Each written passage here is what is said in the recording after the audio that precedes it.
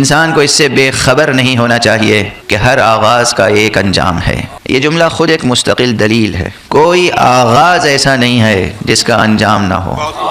ہر شے کا ایک انجام ہے، انسان کا بھی ایک انجام ہے۔ انسان کا انجام بہت کچھ اس کے اپنے ہاتھ میں ہے۔ اس حقیقت سے بھی بے خبر نہیں رہنا چاہیے۔ شیطان سب سے بڑی کامیابی یہ حاصل کر لیتا ہے کہ انسان کی آنکھوں پر غفلت کے پردے ڈال دیتا ہے۔ سامنے کی باتیں انسان کو سمجھ میں نہیں آتی، یہی اس کی کامیابی ہے۔ سامنے کی باتیں سمجھ میں نہیں آتی، انسان کا انجام اس کے ہاتھوں میں ہے، مگر انسان اس حقیقت سے غافل ہے۔ کبھی انسان فلسفہ جبر گڑھ لیتا ہے اور اپنے کو مجبور سمجھ کر یا مجبور بتا کر اپنا انجام خراب کر لیتا ہے۔ کبھی انسان سرے سے آخرت کا منکر ہو جاتا ہے اور یہ بھول جاتا ہے کہ خود اس کا ایک آغاز ہے، انجام کا انکار کیسے ممکن ہے۔ قرآن مجید نے ہر انداز سے، ہر اسلوب میں، ہر ممکن اسلوب میں ذہن انسانی کی تربیت کا سر و سامان کر دیا ہے۔ وَمَن نُعَمِّرْهُ نُنَكِّسْهُ فِي الْخَلْقِ، جس کو بھی ہم عمر دیتے ہیں پھر اس عمر کا انجام اس کے سامنے آتا ہے، بڑھاپا اس پر آتا ہے۔ اس دنیا میں اس آغاز و انجام کا تذکرہ اسی لیے کیا گیا ہے تاکہ اس بڑے انجام سے انسان باخبر ہو جائے۔ کوئی بچہ ایسا نہیں ہے جو متولد ہو اور اس کے بعد وفات نہ پائے۔ کوئی بچہ ایسا نہیں ہے جو پیدا ہو اور جوان نہ ہو، جوان ہو اور ادھیڑگی کے دور سے نہ گزرے، ادھیڑ ہو اور بوڑھا نہ ہو، بوڑھا ہو اور موت کی آغوش میں نہ جائے، ممکن نہیں ہے۔ جس کا قدم گہوارے میں آئے گا اس کا قدم گور میں بھی جائے گا۔ ہمیشہ کوئی گہوارے میں نہیں رہ سکتا۔ کس بھول میں ہیں، کس غفلت میں ہیں، کس نشے میں ہیں، کون سی مستی ہے۔ یا ایھا الانسان انک کادح الی ربک کدحا فملاقیہ، اے انسان تجھے کشاں کشاں آخرت کی طرف لے جایا جا رہا ہے۔ دیکھیے میں نے ایک جملہ بار بار کہا ہے اور یہ جملہ تحدیث نعمت کے طور پر کہہ رہا ہوں کہ یہ جملہ آپ کو مجھ سے پہلے کی کتابوں میں نہیں ملے گا، میرے بعد کی کتابوں میں ملے گا۔ جبر و اختیار کے تعلق سے میں نے یہ جملہ کہا کہ رب اکبر مختار ہے، اس نے جو انسان خلق کیا اسے بھی مختار خلق کیا۔ رب اکبر اپنے اختیار سے کبھی ایک لمحے کے لیے دستبردار نہیں ہوتا، انسان کے اختیار کو کبھی ایک لمحے کے لیے سلب نہیں کرتا۔ جو ان دو متوازی اختیاروں کے درمیان خوش خرامی کا ثبوت دے دے، جو ان دو متوازن خطوط کے درمیان کامیابی سے گزر جائے، سفر طے کر لے، وہی کامیاب ہے۔ یہ جملہ میں نے مکرر کہا ہے اپنے اس دورے مجالس میں، اور انہی دونوں جملوں کے ثبوت میں دو آیتیں پیش کر رہا ہوں، خصوصیت سے آخرت کی طرف لے جانے کے لیے جو اختیار الہی کام کر رہا ہے۔ اس کا انتہائی دلاویز بیان ایک تو اس آیت میں ہے، یا ایھا الانسان انک کادح الی ربک کدحا فملاقیہ، اے انسان تجھے تیرے رب کی طرف جانا ہے، تو جا رہا ہے اپنے رب کی طرف، مشقت کے ساتھ، محنت کے ساتھ جا رہا ہے، اور ایک دن وہ آنے والا ہے کہ جب تو اپنے رب سے ملے گا، فملاقیہ ملاقات کرے گا۔ انک کادح الی ربک کدحا، جا رہے ہو تم، یہ جا رہے ہو اعلان الہی ہے، اس اعلان الہی کے پیچھے اختیار الہی ہے، حکمت الہی ہے، حکمت تکوین ہے، نظام تکوین ایسا بنایا گیا کہ جو یہاں آیا ہے اسے گزرنا ہے اور پہنچنا ہے اور جانا ہے اس منزل تک۔ اس خط کا اعلان کون کرے جہاں اختیار بشری سامنے آئے؟ میں نے کہا دو خط ہیں، ایک اختیار الہی، ایک اختیار بشری۔ یا ایھا الانسان انک کادح الی ربک کدحا، اختیار الہی کا اعلان ہے، انا للہ و انا الیہ راجعون، اختیار بشری کا اعلان ہے۔ یہ حسن اختیار بشر ہے، ہم تو اس کے ہیں اور اسی کی طرف جا رہے ہیں۔ کیا ترانہ ہے، کیا زمزمہ ہے، کیا نشید ہے، یہ آہنگ حیات ہے۔ اس میں شکوہ نہیں ہے، گلہ نہیں ہے، شکایت نہیں ہے، نالہ نہیں ہے، نوحہ نہیں ہے، بلکہ ایک عجیب حسن اختیار، عجیب نشاط سفر کا اعلان ہے۔ ہم تو اسی کے ہیں اور اسی کی طرف جا رہے ہیں۔ انا للہ و انا الیہ راجعون، وہ اختیار الہی ہے، یا ایھا الانسان انک کادح الی ربک کدحا فملاقیہ۔ یہ اختیار بشری ہے، دو اختیار واضح ہے۔ اپنے اختیار سے انسان غافل نہ رہے، اپنے انجام سے انسان غافل نہ رہے۔ پہنچنا ہے جس منزل پر، وہاں شوق سے پہنچے، ذوق سے پہنچے، تیاری سے پہنچے، آمادگی سے پہنچے، پہنچنے سے پہلے اس منزل کو سجا لے تب پہنچے۔ یا آپ گھر تبدیل کرتے ہیں، ایک گھر میں رہ رہے ہیں، وہ گھر آپ کی ضرورتوں کے لیے کم پڑ گیا، چھوٹا پڑ گیا، آپ نے دوسرا مکان لے لیا، آپ اس میں یوں ہی منتقل ہو جاتے ہیں. پہلے مکان خرید لیتے ہیں، پھر مکان کو سجاتے ہیں، سنوارتے ہیں، تمام ضروریات وہاں جب پوری ہو جاتی ہیں، سارا انٹیریئر ڈیکوریشن پورا ہو جاتا ہے، سب کچھ جب آمادہ ہو جاتا ہے، تب آپ اس میں قدم رکھتے ہیں. وہ دار آخرت مکان بن کے تیار ہو گیا ہے، لیکن اس میں کچھ انٹیریئر ڈیکوریشن کرنا ہے. جنت تیار ہے، جنت تیار ہے، میں نے عرض کہا جنت تیار ہے، مکان تیار ہے، مگر جانا ہے تو جانے کے لیے کچھ اپنے ذوق کے مطابق، اپنے حسن ذوق کا تو مظاہرہ کریں. کسی کو کچھ رنگ پسند ہوتا ہے، کسی کو کچھ رنگ پسند ہوتا ہے، کسی کو کچھ تصویریں پسند ہوتی ہیں، کسی کو کچھ اور مرقع پسند ہوتے ہیں، کسی کو کیلیگرافی پسند ہوتی ہے، کسی کو ایبسٹریکٹ آرٹ پسند ہوتا ہے جس سے گھر کو سجاتے ہیں. ہر طرح کی چیزیں گھر میں لگاتے ہیں نا. اب یہ اپنا آپ کا ذوق ہے کہ آپ کس طرح کی چیزیں وہاں کے گھر میں دیکھنا چاہتے ہیں، کس کے مرقع دیکھنا چاہتے ہیں، کون سے تغرے دیکھنا چاہتے ہیں. یا کیا آپ نہیں چاہتے کہیں آیت تطہیر کا تغرا لگا ہو، کہیں آیت مودت کا تغرا لگا ہوا ہو، کہیں آیت ولایت کا تغرا لگا ہوا ہو، کہیں حمد الہی ہو، کہیں نعت پیغمبر ہو، کہیں منقبت معصوم ہو؟ نہیں چاہتے آپ. تو اس کے لیے تیاری کرنی ہوگی، اس آیت کو اپنے ورد میں شامل کرنا ہوگا، اور پھر زبانی ورد میں شامل نہیں کرنا ہوگا.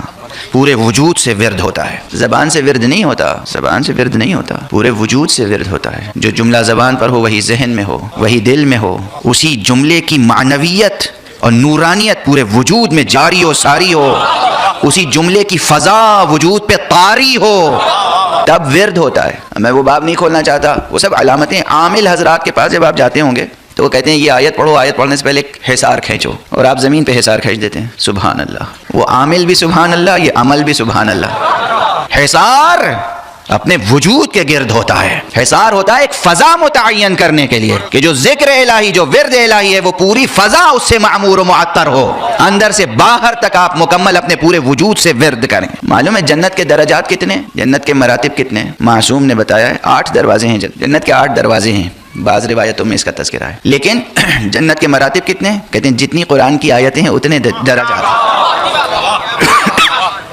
اور وہاں درجے کی بلندی کے لیے بس ایک اختیار دیا جائے گا، آواز آئے گی اقرا ورقا، اقرا ورقا، اقرا پڑھو، ورقا بلند ہو. قرآن پڑھتے جاؤ اور جنت کے درجات میں بلند سے بلند تر ہوتے چلے جاؤ. اس سے آسان کوئی طریقہ اور ممکن ہے؟ مگر جو قرآن ہی پڑھنا نہ جانتا ہو وہ کیا کرے گا وہاں؟ قرآن یہ دستور حیات دنیاوی بھی ہے، اور یہ قرآن وسیلہ ارتقاء درجات بہشت بھی ہے. اس قرآن سے عشق کریں. اسی لیے پہلی مجلس میں کہا تھا قیامت کے لیے قیامت کی تیاری کرنی. نماز نماز نماز. مائیں بچوں کو نماز کی تربیت دیں، باپ جو ہیں وہ بچوں کو قرآن کی تعلیم دیں، غافل نہ ہوں.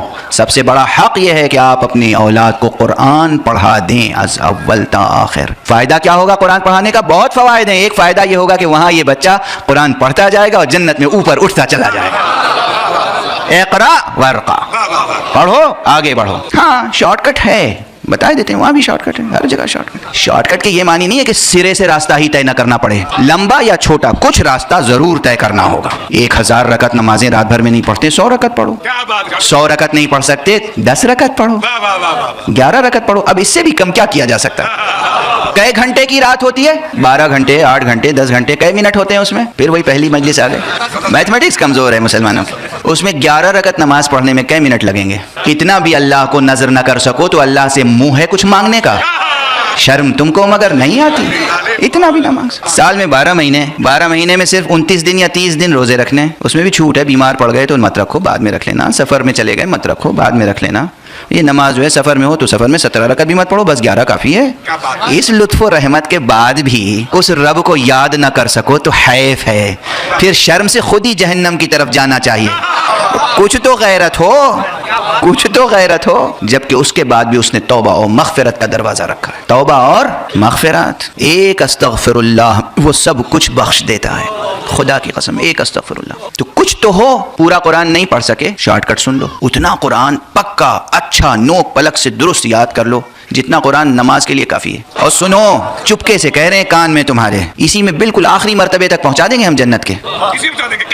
اٹائی میں ابھی بتا دیتے ہیں، اٹائی میں فرصت نہیں ہے پورا قرآن پڑھنے کی، فرصت نہیں ہے، بڈھے ہو گئے، زبان مادری زبان عربی نہیں ہے، زبان ٹوٹتی نہیں، شین قاف درست نہیں ہوتا، 6666 آیتیں نہیں یاد ہو سکتی، سورہ الحمد کی 7 آیتیں اور قل هو اللہ، یہ رٹ لو۔ جو اور نہیں کر سکتا اس کے لیے، جو جتنا کر سکتا ہے وہ اتنا کرے، ورنہ خدا کے ساتھ بے انصافی نہیں، اپنی ذات کے ساتھ بے انصافی کرے گا۔ تم جو کر سکتے ہو وہ کرو، جو جتنا کر سکتا یہ اس کے اور خدا کے درمیان ہے۔ قاضی اور مولوی کچھ نہیں کر سکتا، ہم ٹھیکیدار اور اجارہ دار نہیں ہیں، ہرگز نہیں۔ مراجع تقلید اجارہ دار نہیں ہیں، مراجع تقلید تو فیسیلیٹیٹ کرتے ہیں، آپ کو سہولت فراہم کرتے ہیں، کام کرنے کا سلیقہ بتا دیتے ہیں، بس ایسے کر لو، اجارہ دار نہیں ہے۔ یہ تصور نہ رکھنا کہ اجارہ داری ہے، ٹھیکیداری ہے، نہیں، مراجع کا یہ کام نہیں ہے، مراجع تو مسئلہ بتا دیتے ہیں، ایسے کر لو، جو جتنا کرے گا بینہ و بین اللہ، اس کے اور خدا کے درمیان۔ ہمیں تھوڑی حساب کتاب لینا ہے آپ کا، ہم تو خود پتہ نہیں کہاں کس حال میں کھڑے ہوں گے، امید ہے اچھی جگہ ہوں گے۔ لیکن جو نہیں کر سکتا، بوڑھا ہے، محنت مزدوری کرتا ہے، کھیتوں میں کام کرتا ہے، جو بھی کرتا ہو، اب وہ نہیں پڑھ سکتا، اتنا رٹ لے۔ میں پورے قرآن سے 2 سورے قسم کھا کے کہہ رہا ہوں، خلوص نیت سے، قربتاً اللہ، اللہ کی خاطر، اللہ جانتا ہے کہ اس سے زیادہ وہ رٹ نہیں سکتا، جائے کسی مولوی کو پکڑے، مولوی صاحب مجھے آج الحمد صحیح یاد کرا دو، آج مجھے قل اللہ صحیح کرا دو، 2 رکعت نماز پڑھنا صحیح سکھا دو۔ پھر معلوم ہے، اب شارٹ کٹ بتا رہا ہوں، سب کو مت بتائیے گا۔ جناب سلمان کی روایت ہے، رسول اللہ نے پوچھا بھرے مجمع میں، تم میں سے کون ہے جو شب بھر عبادتیں کرتا ہے؟ تم میں سے کون ہے جو ہمیشہ پورا قرآن ختم کر کے سوتا ہے؟ تم میں سے کون ہے جو ہمیشہ روزے رکھتا ہے؟ بڑے بڑے بیٹھے رہے سر جھکائے، ایک بوڑھا سر اٹھا کے کھڑا ہو گیا جس کا نام سلمان تھا، اور سلمان نے کہا یا رسول اللہ میں، اور کیا کیا چشمکیں تھی صحابہ میں بھی، میں کیا بتاؤں آپ کو۔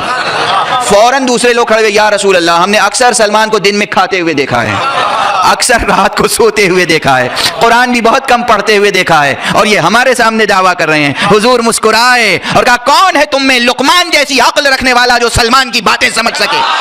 کہا سلمان تم ہی بتاؤ۔ دیکھو بس یہاں پر مسئلہ ہے، ایک ایک لفظ غور سے۔ کہا یا رسول اللہ آپ پر مجھے یقین کامل ہے، رسول اللہ ہے، جو آپ کہتے ہیں برحق بجا۔ آپ نے جب سے یہ کہا کہ جو شخص ہمیشہ وضو کر کے سوئے، اللہ سبحانہ و تعالیٰ رات بھر عبادت کا ثواب دیتا ہے، میں نے کبھی ترک نہیں کیا، اس لیے مجھے یقین ہے میں رات بھر عبادت کرتا ہوں۔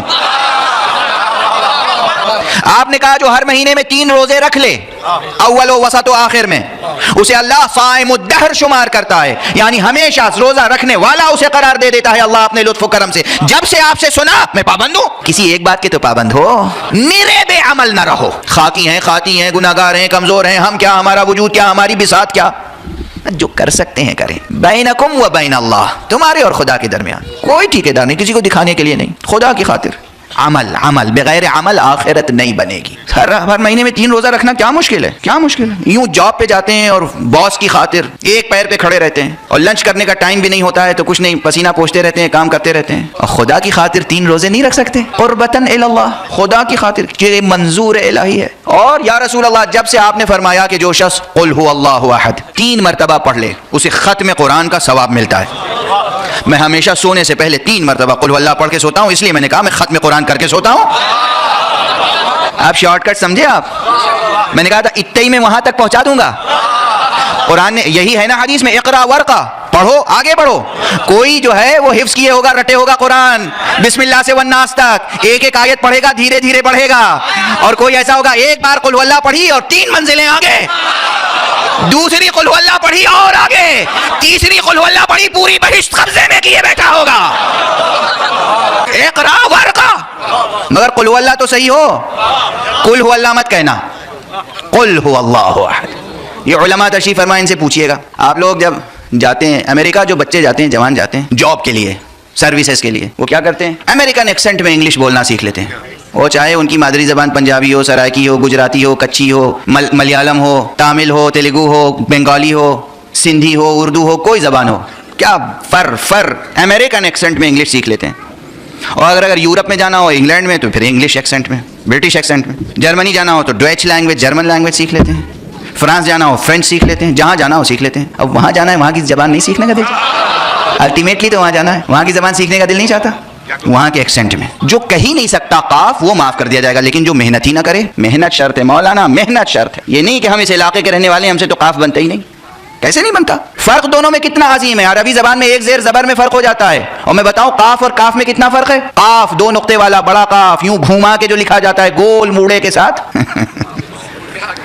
اس قاف سے قل جو ہے وہ صیغہ امر ہے قالا یقولو سے، قالا کہا، یقولو کہتا ہے، قل کہو سے قل. کل اگر چھوٹے کاف سے جو یوں کھینچ کے لکھا جاتا ہے کشش والے مرکز کے ساتھ، چھوٹا کاف، وہ کل سے جب کاف لام لکھیں گے تو کل ہے صیغہ امر اکلا یاکلو سے کل کھاؤ. میں اس کے آگے آیا تھا، میں کچھ کہوں گا نہیں، زیر ممبر تو کہہ دیتا ہوں، مگر آپ لوگ تو مزاح برداشت کر لیتے، اتنی لطیف طبیعت تو ہے آپ کی، میں توبہ کر کے استغفار کر کے کہہ دوں قل هو اللہ احد، کہو کہ اللہ ایک ہے. قل هو اللہ احد کیا ترجمہ کریں؟ نعوذ باللہ نعوذ باللہ نعوذ باللہ.